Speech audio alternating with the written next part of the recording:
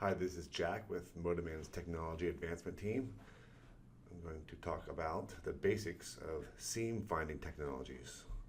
The basics is to develop a shift amount, which describes how far the part has moved from the taught master part location. So we program the robot at a start location, and then we teach it a master part location, and the robot moves from the start location through the master part location, stopping when it finds the surface of the deviated part, and it creates a shift amount.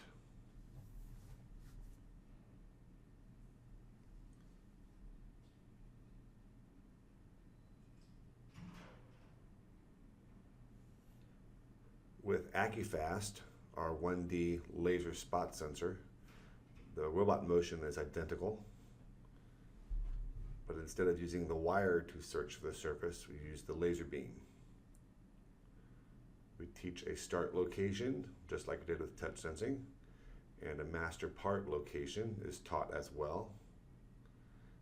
The robot moves from the start location towards the master part location, stopping when it finds the part, and again develops a shift amount.